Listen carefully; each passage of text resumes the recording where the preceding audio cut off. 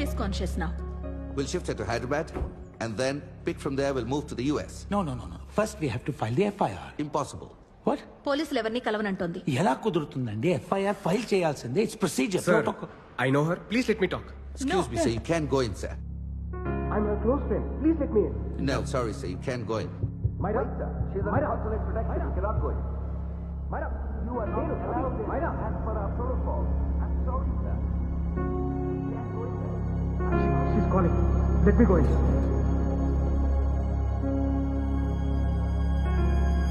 What the hell, man? Hello. Madam, పరిస్థితి చేజరిపోయినట్టుంది. వాడు లోపలికి వెళ్ళాడు.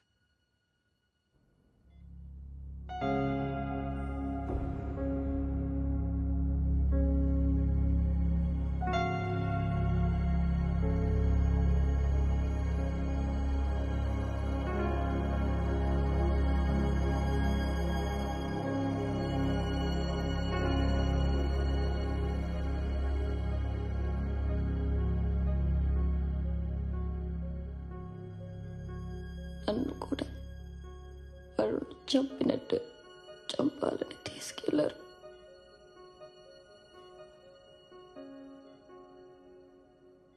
ఆడపిల్లని కదా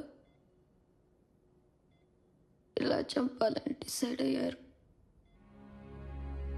నన్ను కంట్రోల్ చేయడానికి నా కళ్ళ ముందే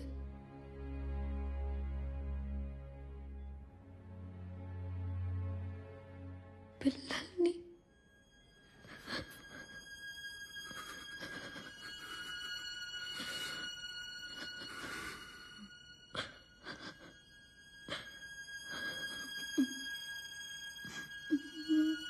రైట్గా బ్రేకింగ్ న్యూస్ అంతోంది. మమతా హాస్పిటల్లో చికిత్స పొందుతున్న రేప్ విక్టిమ్ ఎవరైతే ఉన్నారో మైరా హన్సెన్ ఇప్పుడిప్పుడే కోలుకుంటున్నట్లు వైద్యులు చెప్తున్నారు. రాష్ట్రమంతటా ఎంతో ఉత్కంఠగా ఎదురు చూస్తున్నారు మైరా హన్సెన్ ఆరోగ్య పరిస్థితి గురించి తెలుసుకోవాలని.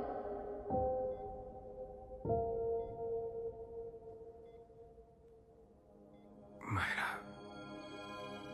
నాకే ఒక్క విషయం చెప్పు. నువ్వు ఆ డాక్యుమెంట్స్తో చివరిగా ఎవరిని కలిసావు?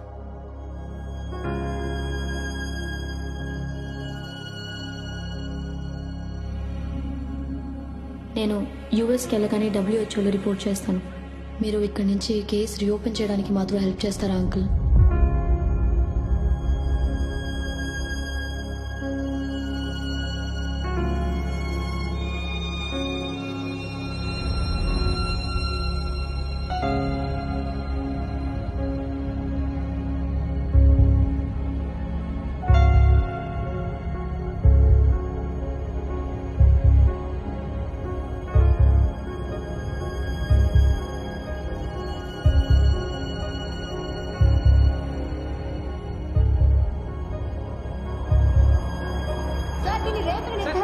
అసలు రేప్ ఎలా జరిగింది? ఎంతమంది కలిసి రేప్ చేశారు సార్? ఇది గ్యాంగ్ రేప్ అనుకోవచ్చా? ఇది నిర్భయ రేప్ కన్నా దారుణమైంది అనుకుంటున్నారా? అవును,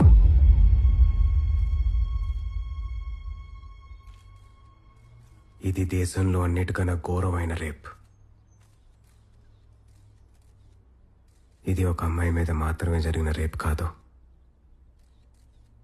75 ఏళ్ల ప్రజాస్వామ్య పడుచు మీద రోజు జరుగుతున్న రేప్. ప్రకృతి, పర్యావరణం, ప్రాణం మీద జరుగుతున్న రేప్. ఈ రేప్లో విక్టిమ్ ఒక్కరు కాదు. మైకులు, కెమెరాలు పట్టుకొని నుంచున్న మీరు, అవి వింటూ చూస్తూ కూర్చున్న ప్రతి ఒక్కరూ. ఈ రేప్లో శిక్షించాల్సిన నేరస్తులు నలుగురు కాదు, ఒక సామ్రాజ్యమే ఉంది.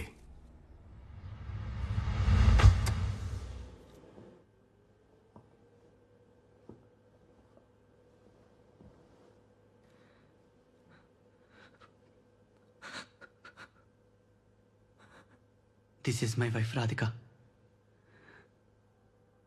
6 నెలలుగా క్యూర్ లేని ఒక నరాల జబ్బుతో సఫర్ అయింది. ఈరోజు తన గుండె ఆగిపోయింది. నా కోసం, నా పిల్లల కోసం కొట్టుకున్న గుండె.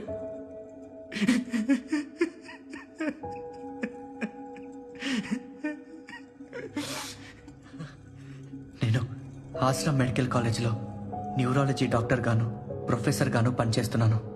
కాలేజీలో చదువుతున్నప్పుడే నేను రాధిక లవ్ చేసి పెళ్లి చేసుకున్నాం. నేను ప్రాక్టీస్ స్టార్ట్ చేసినప్పటి నుంచి ఎవ్వరికీ అర్థం కాని నరాల జబ్బుతో బాధపడుతున్న కేసెస్ కొన్ని ఫేస్ చేశాను. నెల నెల ఆ పేషెంట్స్ కౌంట్ పెరుగుతూ వచ్చింది. జిల్లాలో ఇప్పటికే 3000 కేసెస్ రిజిస్టర్ అయ్యాయి. నా వైఫ్ కూడా ఈ జబ్బుతో సిక్ అయినప్పుడే దాని గురించి ఒక క్లూ దొరికింది. ఈ జబ్బు వచ్చిన పేషెంట్స్ అందరికీ ఒక కామన్ హ్యాబిట్ ఉంది, రోజు ఫిష్ తినటం. ఆ ఫిష్ తెల్లేరులో పెరిగి మత్స్యగంధ ఫిషరీస్ ద్వారా డిస్ట్రిబ్యూట్ అవుతుంది. తెల్లేరులో 80% ఫిష్ ట్యాంక్స్ మత్స్యగంధ ఫిషరీస్ లీజ్లో ఉన్నాయి. మీట్ షాప్స్లో మిగిలిపోయిన వేస్ట్ని, చనిపోయిన జంతువుల్ని ఒక కెమికల్లో కరిగించి చేపలకి ఆహారంగా వేస్తున్నారు. చేపలు తొందరగా పెరిగి ఎక్కువ లాభాలు రావడం కోసం చేస్తున్న పనిది. 30 ఏళ్లుగా ఈ చెరువుల్లో చేపల్ని ఇలాగే పెంచుతున్నారు.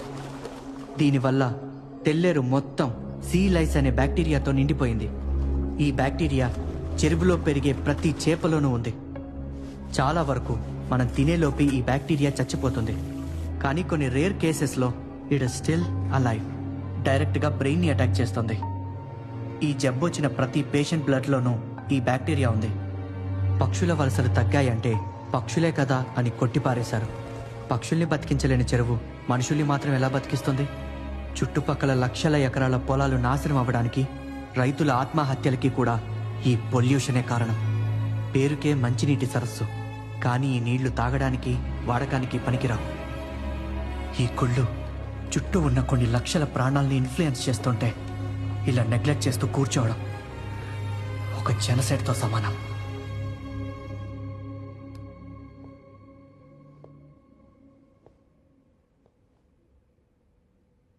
పద్దెనిమిది ఏళ్ల వయసులో యుఎస్ సిటిజన్షిప్ను వదులుకొని ఇండియాలో చదివి ఇక్కడే సెటిల్ అయ్యాడు. ఈ రిపోర్ట్స్తో యాక్షన్ తీసుకోమని భారతీయతను మొహానికి పూసుకొని భారతదేశాన్ని భుజాల మీద మోస్తున్న మన అఫీషియల్స్ని కలిశాడు ఈ ఆరో ఇండియన్ వరుణ్ హ్యాన్సన్. మన డీసీ గారిని కలిశాక తను కనిపించకుండా పోయాడు. అదే డీసీ గారిని కలిశాక తన చెల్లి, ఇప్పుడు హాస్పిటల్లో చికిత్స పొందుతున్న మైరా హ్యాన్సన్, తను కూడా కనిపించకుండా పోయింది. సార్, నా డ్యూటీ నేను చేశాను. పై అధికారులకు ఇన్ఫార్మ్ చేశాను. You are not a postman, Mr. Dasarath! Not a postman! బాధ్యత గల టీసీగా ఒక మారణ హోమానికి ఇచ్చే రెస్పాన్స్ ఇంతేనా? సార్, ఆ రిపోర్ట్ బేస్లెస్ అని, తప్పుడు రీసెర్చ్ అని మన public health officer counter report కూడా ఇచ్చారు సార్. సార్, అలా రిపోర్ట్ ఫేక్ చేయమని నన్ను అడిగింది కూడా డీసీ గారే.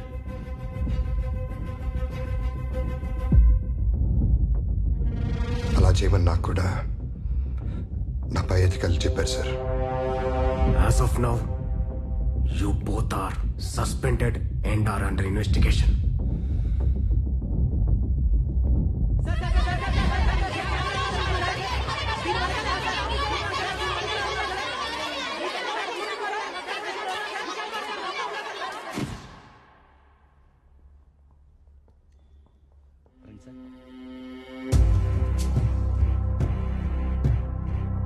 లోపల వెయిట్ చేయండి సార్.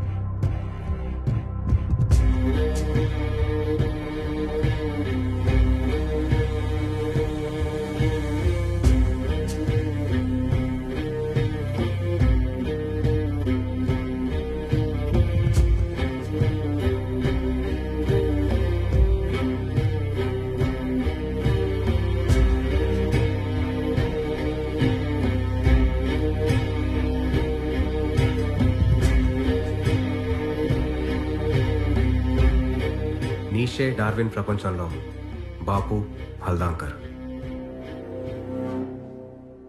ఒకటి బాపు గారు మా నాన్నకి ఇచ్చిన గిఫ్ట్, ఇంకోటి మా నాన్న నాకు ఇచ్చిన గిఫ్ట్.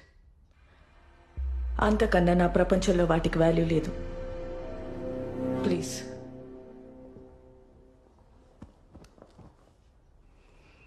చెప్పండి. ప్రాణం పోసే అమ్మగా ఉంటూ ఇంత మరణాన్ని ఎలా కన్నారు?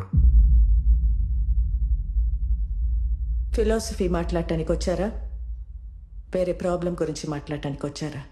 తెల్లేరు నుంచి మీరు తీసిన ప్రాణాన్ని తిరిగి ఇవ్వమని అడగడానికి వచ్చాను. తీసానా? మరి పోయిన ప్రాణం తిరిగి రాదు కదా? మీ గుప్పెట్లోంచి వదిలేస్తే తెల్లేరు మళ్ళీ ప్రాణం పోసుకుంటుంది. అది ప్రకృతికి ఉన్న శక్తి. తెల్లేరు మీద 2.5 లక్షల మంది ఓటర్లు బ్రతుకుతున్నారు. మరి వాళ్ళ ప్రాణాల సంగతి? వాళ్ళ బ్రతుకు తెరుగు ప్రత్యామ్నాయం ఈ ప్రపోజల్.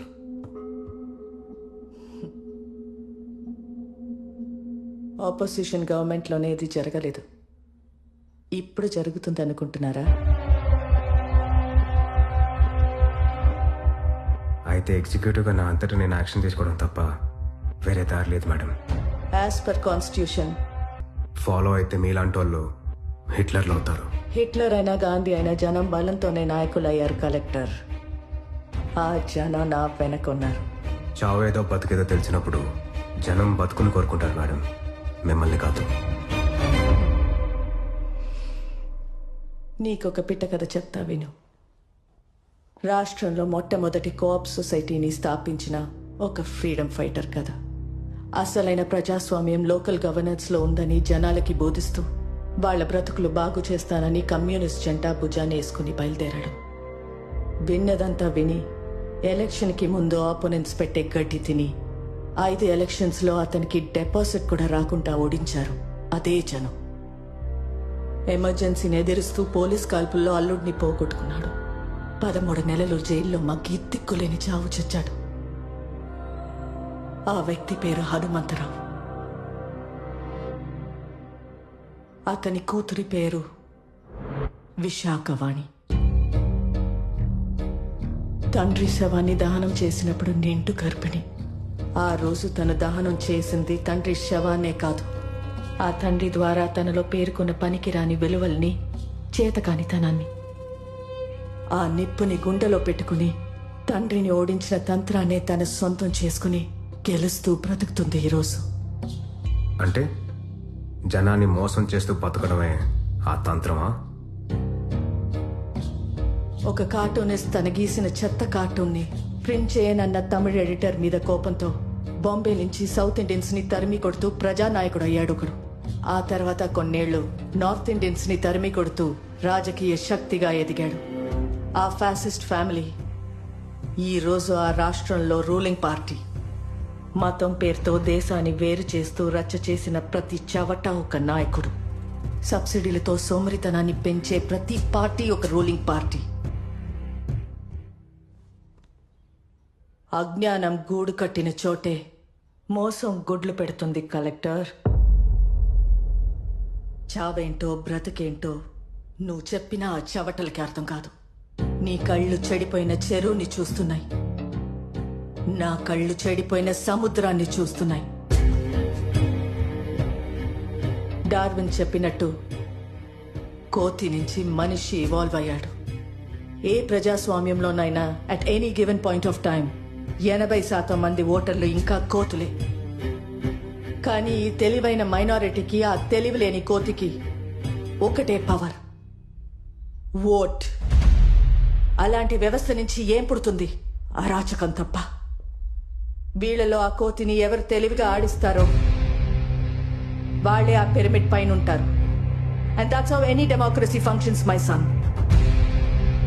నువ్వు తెచ్చిన ఇష్యూ మీద నా ఈక్వేషన్ సింపుల్.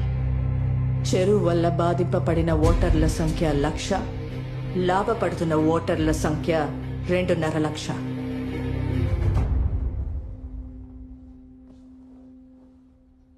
ఆ లెక్కే నా నిర్ణయం. And it is purely democratic.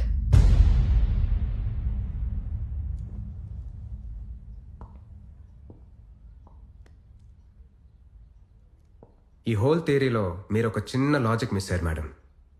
మనిషి ఇక్కడి నుంచి ఇక్కడికి పరిణామం చెందాడు, కరెక్ట్. కానీ ఆ పరిణామాన్ని నడిపించే శక్తి ఒకటి ఉంది, కాన్షియన్స్, మనస్సాక్షి. ఈరోజు మీ ముందు నుంచొని మిమ్మల్ని ప్రశ్నిస్తున్న